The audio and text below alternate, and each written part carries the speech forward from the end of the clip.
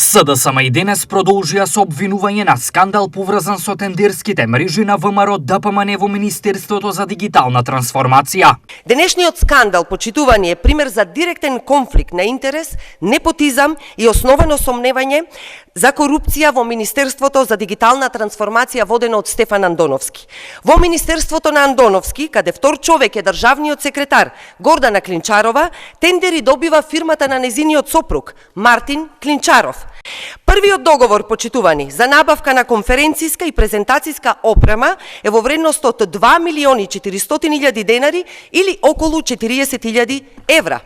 И вториот договор за набавка на IT опрема во вредност од 529.000 денари.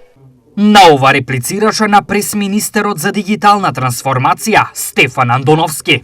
Во Министерството за дигитална трансформација во последните 8 месеци се спроведени десетици јавни набавки.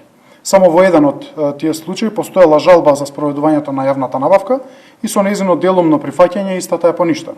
Лага број 1 на СДСМ е дека договорот е на сума од 2,5 милиони денари.